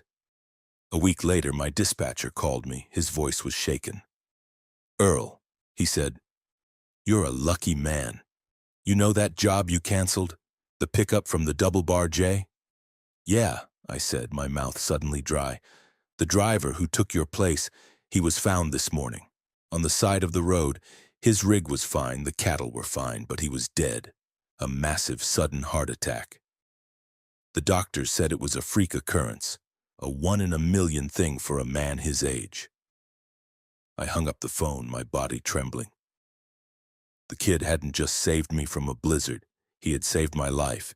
He had paid me for the ride. He had paid me with a warning. I don't know why he chose me that night. Maybe he saw something in me. Maybe he knew I was the kind of man who, against his better judgment, would stop for a lonely kid on a dark road. Or maybe he just spends his eternity on that stretch of highway trying to prevent the same fate that befell him, paying for a ride he can never complete with warnings from beyond the grave. I still drive that route, but now I listen. I listen to the road, I listen to the wind, and I always keep my passenger seat empty, because I know that the highways are haunted by the ghosts of those who never finish their journey. And sometimes, if you're lucky, one of them will pay you for the ride. Story 9. The Fresh Produce Shipment. My name is Jackson. I'm a reefer man. That's what we call the drivers who haul refrigerated trailers. My job is to transport the cold chain: ice cream, frozen meat, pharmaceuticals, and fresh produce. It's a high-stress gig. You're not just driving, you're a mobile life support technician for your cargo. You have to constantly monitor the temperature, listen for any changes in the hum of the reefer unit, and pray you don't break down in the middle of the Arizona desert with a trailer full of melting ice cream. The golden rule of hauling a sealed, refrigerated load is simple. You never, ever break the seal until you reach the destination. It's a rule I've followed religiously for 12 years. Until the one load that made me break it, and I wish to God I hadn't. The job came from a new client, a high-end agricultural distributor I'd never heard of called Viridian Organics. The contract was unusual. The pay was exceptionally good, almost double the going rate. The cargo was listed as proprietary hybrid produce, live spores. The pickup location wasn't a typical farm or warehouse.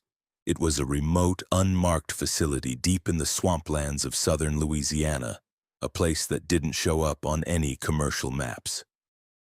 The instructions were strict and bizarre. I was to arrive at exactly 2 a.m. I was to communicate with the loading crew only via my CB radio. I was not to leave my cab for any reason. The trailer was to be pre-chilled to a precise 34 degrees Fahrenheit. Not 33, not 35. And once the trailer was sealed by their team, I was not to open it, not even for a customs inspection, until I reached a designated research lab in Baltimore, Maryland. They provided me with a special waiver signed by some obscure government agency to bypass any inspections. The whole thing felt wrong, but the money was too good to pass up. I drove my rig down a series of muddy, unmarked service roads, the cypress trees dripping with Spanish moss, creating a claustrophobic Gothic tunnel. The facility was just as strange as its location. It was a series of large, windowless, domed structures that looked more like a futuristic moon base than a farm. There were no company logos, no signs, just a high-security fence and a single automated gate. I followed the instructions announcing my arrival over the CB. The gate slid open silently. I backed my pre-chilled trailer up to one of the loading docks. I watched in my mirrors as figures in full, white biohazard suits emerged from the dome. They moved with a silent, eerie efficiency under the harsh glare of the loading bay lights. They didn't use forklifts. They carried large, heavy, opaque black crates by hand, loading them into my trailer. The process took over an hour, all in complete silence. When they were done, one of the figures sealed the trailer doors with a heavy metallic lock and placed a bright red tag on it that read, "Biohazard, do not open. Extreme spore hazard." Then, they were gone. The loading bay door slid shut. The gate opened. I was alone again in the swamp with a trailer full of secrets. The first 24 hours of the drive were unnervingly normal. The reefer unit hummed along perfectly, holding a steady 34 degrees. The truck handled well. I drove north up through Mississippi and Tennessee, pushing hard to stay on the tight schedule they had given me. The strangeness began on the second night, as I was driving through the mountains of Virginia. I started to feel a strange vibration. It wasn't coming from the engine or the road. It was a low, rhythmic, pulsing sensation, so faint I could feel it more in the bones of my seat than I could hear it. It was coming from the trailer. I pulled over to check the reefer unit. It was running fine. The temperature was stable. But as I stood next to the trailer, I could feel the vibration more strongly. The massive 53-foot-long box was thrumming with a slow, steady, rhythmic pulse, like a giant sleeping heart. I tried to dismiss it. Maybe it was the new hybrid produce settling. Maybe the crates were shifting. But the rhythm was too perfect, too biological. Later that night, the smell started. It was faint at first, just a whiff. It seeped into the cab through the ventilation system. It was a sweet, earthy, cloying smell. The smell of a greenhouse, of damp soil and blooming flowers, but with an underlying note of something else. Something musky and animal. The smell grew stronger as the hours passed, becoming so thick and overpowering that it made my eyes water. It was the smell of life, but a strange, alien kind of life, growing and multiplying in the cold darkness behind me. By the third day, I was a nervous wreck. The constant low-frequency thrumming was vibrating through my entire body, making my teeth ache. The smell was giving me a pounding headache, and then I started to hear it. A soft, wet, rustling sound. It was the sound of movement, of something large shifting its weight inside the trailer. I would hear it whenever I went over a bump or took a sharp turn. A sound like 1,000 wet leaves being stirred, followed by a soft, heavy thump against the inside wall of the trailer. I called the emergency contact number they had given me. A cold, clinical voice answered. I explained the vibrations, the smell, the sounds. "It is the maturation process," the voice said, completely unfazed. "The cargo is settling. It is a normal, expected part of the transport cycle. As long as the temperature remains at 34 degrees, the cargo is stable. Do not deviate from your course, and do not, under any circumstances, break the seal." The maturation process.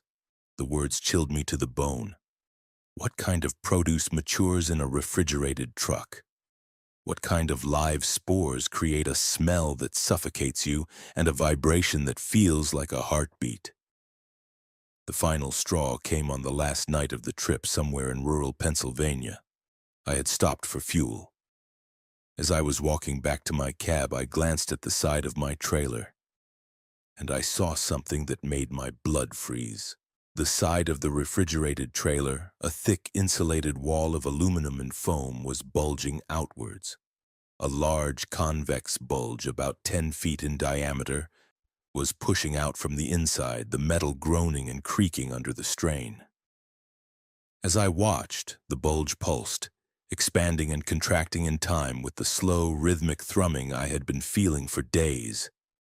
Whatever was inside was not just maturing, it was growing, and it was running out of room. I knew then that I couldn't take this thing to Baltimore. I couldn't deliver this abomination to a city, to a lab, to the world. I didn't know what it was, but I knew it was wrong. I drove off the highway and found a deserted, abandoned industrial park. I parked my rig in the shadow of a crumbling warehouse. The bulging on the side of the trailer was worse now, the metal visibly stressed, the rivets popping. The wet rustling sound from inside was constant, and it was accompanied by a new sound. A low, guttural clicking noise, like a billion giant insects chattering at once. I had to see. I had to know what I had been hauling. I took a crowbar from my toolbox and approached the back of the trailer. The red biohazard tag seemed to mock me. My hands were shaking, my heart was a frantic drum against my ribs. I broke the heavy lock, and then with a final desperate surge of adrenaline, I broke the official seal. I swung the heavy doors open. The smell that hit me was a physical blow. It was a tidal wave of sweet decay, damp earth, and alien musk. The inside of the trailer was not filled with crates. The crates were gone, dissolved. The entire 53-foot length of the trailer was filled wall to wall, floor to ceiling with a single massive living organism. It was a pulsating fungal mass of pale white and gray tissue. It looked like a cross between a giant mushroom, a tangled root system, and something horribly, vaguely anatomical. Thick vine-like tendrils covered every surface, pulsing with a faint internal bioluminescent light. Large translucent sacs, like giant eggs, hung from the ceiling, the fluid inside them swirling with dark embryonic shapes. And in the center of the mass, a large flower-like structure was blooming. Its petals were made of a fleshy, skin-like material, and as they slowly unfurled, they revealed a cluster of what looked like eyes. Dozens of large, black, glistening, multifaceted eyes like those of a fly, all swiveling to focus on me, the source of the sudden light and fresh air. The chattering, clicking sound intensified, a wave of alien intelligence washing over me. I wasn't just looking at a plant, I was looking at a creature that had grown from spores, in the cold and the dark, into this monstrous trailer-sized entity. The fresh produce was not the cargo. The entire trailer was the produce. It was a mobile greenhouse, a womb on wheels. I stumbled back, dropping the crowbar, my mind shattering. I had been its caretaker. I had been the unwitting delivery man for an alien invasion. As I stared in horror, one of the thick tendrils detached itself from the wall and snaked out of the trailer towards me. It moved with a slow, curious, deliberate grace. It wasn't hostile. It was inquisitive. It reached out and gently touched my boot. I screamed, a raw, primal, mindless scream. I turned and ran. I didn't look back. I just ran, leaving my truck, my career, my sanity behind me in that abandoned industrial park. I don't know what happened to the truck or its cargo. I reported it stolen, telling the police I was hijacked. They never found it. It was as if it and the Viridian Organics Company had simply vanished. But I know it's out there, or more terrifyingly, it reached its destination. I see strange reports on the news sometimes. Unusual fungal blooms in urban areas. Strange, unexplainable illnesses. People talking about a sweet, earthy smell before they get sick. I live in a small, quiet town now. As far from the highways as I can get. I don't drive anymore, but sometimes, late at night, I can still feel it. That low, rhythmic, pulsing vibration in the floorboards. And I can smell it on the wind, the smell of damp earth and alien flowers and a harvest that is just beginning. Story 10. The Last Exit. My name is Thomas. I'm retired now, but for 40 years I drove a tanker truck hauling gasoline across the American Midwest. It's a dangerous job. You're essentially driving a 40-ton bomb. You learn to be meticulous, to be cautious, to plan your routes down to the last detail. You trust your maps, you trust your GPS, and you trust the green and white signs that guide you through the labyrinth of the interstate system. My story is about the one time those signs lied. It's about the town that wasn't on any map. a town that was easy to enter but impossible to leave. It happened on a long, grueling haul from Chicago to Denver. I was cutting through southern Iowa on a state highway I'd never taken before, trying to bypass a storm system. It was late, after midnight, and a thick, soupy fog had descended, reducing visibility to near zero. My world had shrunk to the 10 feet of asphalt illuminated by my headlights. I was getting tired, my eyes burning from staring into the gloom. I was looking for a place to pull over, a rest stop, anything. That's when I saw the sign, emerging from the fog like a ghost. It was a simple, old-fashioned wooden sign. "Welcome to Havenwood, next exit." I'd never heard of Havenwood. It wasn't on my GPS, it wasn't on my paper map. But the sign promised a gas station and a motel. It promised light, coffee, and a safe place to wait out the fog. It promised a haven. It was a lie. I took the exit ramp, which curved down into an even thicker bank of fog. When I emerged from it, I was on the main street of a small town. But it was like I had driven through a curtain into another time. The town of Havenwood was perfect. Too perfect. It was a postcard image of small-town America from the 1950s. The buildings were pristine, with fresh coats of paint. There were cheerful flower boxes in every window, a white steepled church at the end of the street, and a classic chrome-clad diner with a buzzing neon sign. But the most unsettling thing was the people. The town wasn't asleep. Even at this late hour, people were out.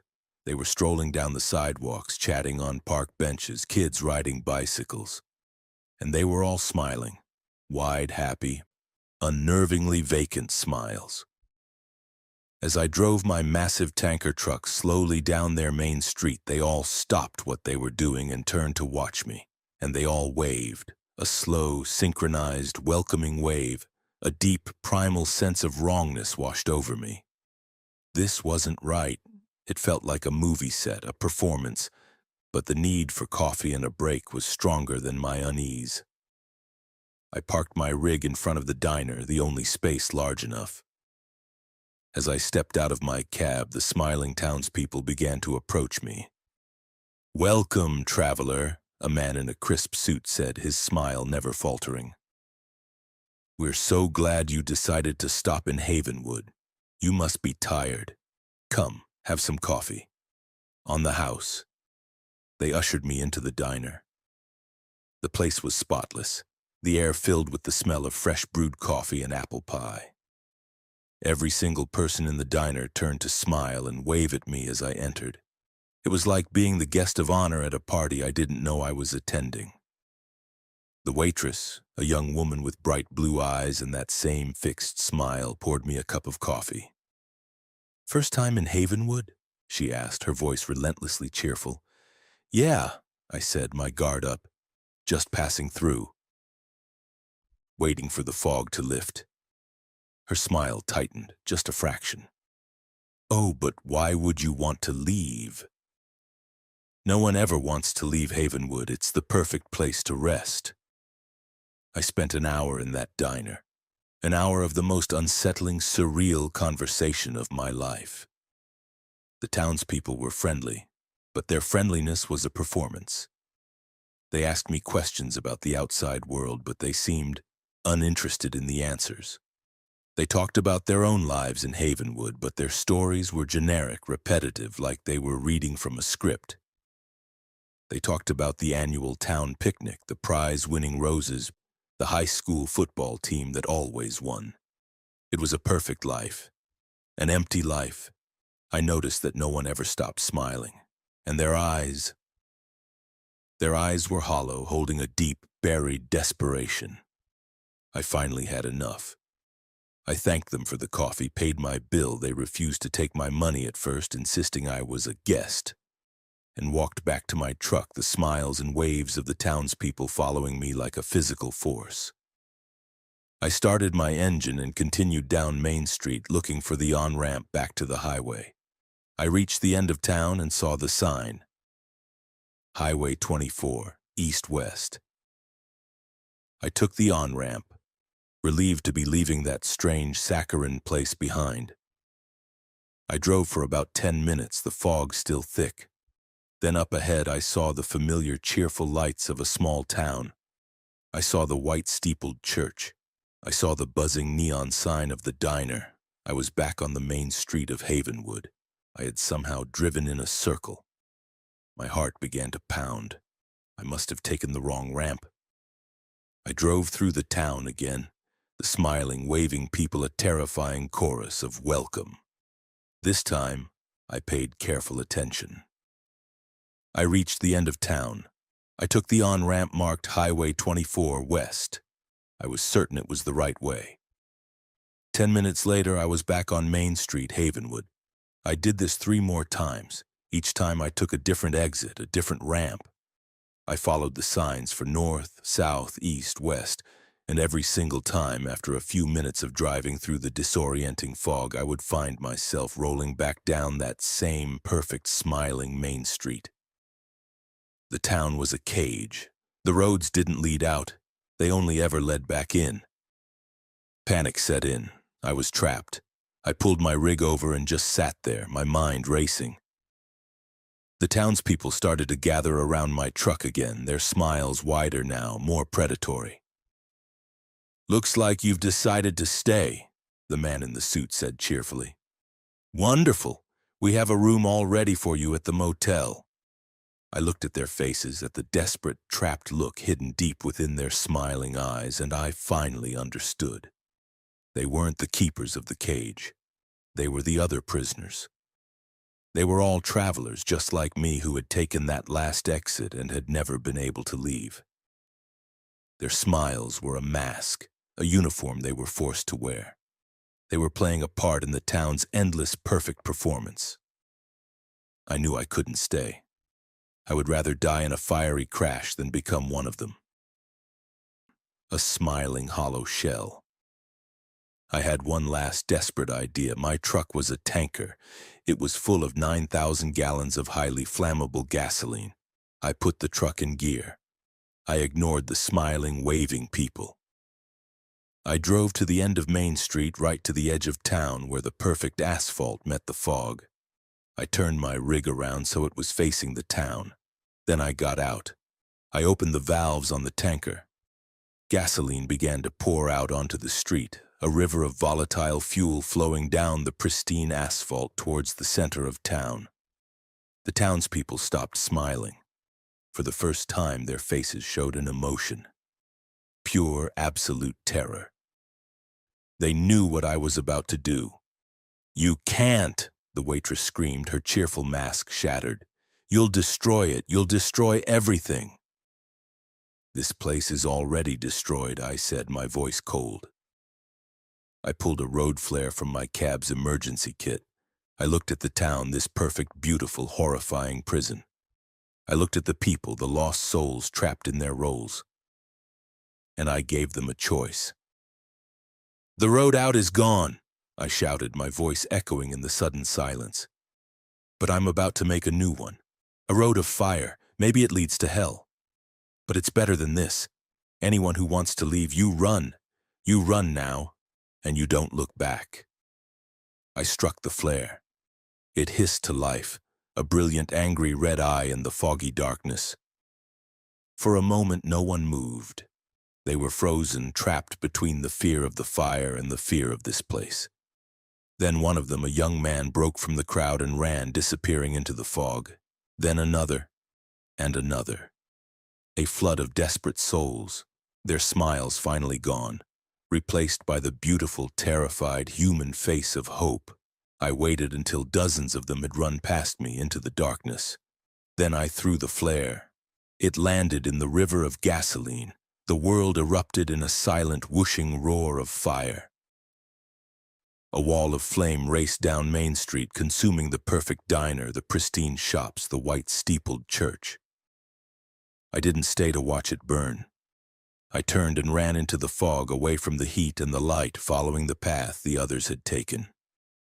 I ran for what felt like miles, the sounds of the burning town behind me. The fog began to thin. I could see the stars above me. And then I heard it. The familiar, beautiful roar of traffic. I stumbled out of the fog and found myself standing on the shoulder of I-80, miles away from where I had taken that fateful exit. My truck was gone. The town of Havenwood was gone. It was as if it had never existed. I was picked up by a state trooper who found me wandering, dazed and reeking of gasoline. I told him my truck had been hijacked. I didn't tell him the real story. He wouldn't have believed me. They never found any trace of my rig, or of Havenwood. There's no record of a town by that name ever existing in Iowa. There is no exit off that highway. I don't know what I did that night. Did I burn down a real town? Did I destroy a pocket dimension, a hell of our own making? Or did I just wake up from a terrible, vivid nightmare? I don't have any answers. But I know that dozens of missing persons cases from that area were quietly closed in the weeks that followed, as people mysteriously reappeared, dazed and confused with no memory of where they had been. I lost my job, my truck, my career. But I have my life, and I have my freedom. And I know that there are places on the lonely roads of this country that are not on any map. They are traps, waiting for the tired, the lost, the desperate. They promise a haven, a place to rest. But some havens are cages, and sometimes the only way out is to burn it all to the ground. Outro. The highway is a place of constant motion, a river of steel and light that never sleeps. But in its quietest moments, in the dead of night, on the loneliest stretches of road, that motion can stop. Time can bend, and reality can break. The men and women who drive these roads are the guardians of our modern world, but they are also the unwilling witnesses to its oldest and darkest secrets. The stories you have heard tonight are a glimpse into their world, a world where every shadow could be a threat, and every rest stop could be the final destination. They are a reminder that the most terrifying monsters are not always the ones with claws and fangs, but the ones that wear a human face or hide in the silence between radio stations.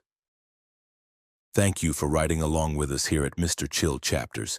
If these stories have made you think twice about the empty road ahead, be sure to like, subscribe, and share. Your support is the fuel that keeps us going. That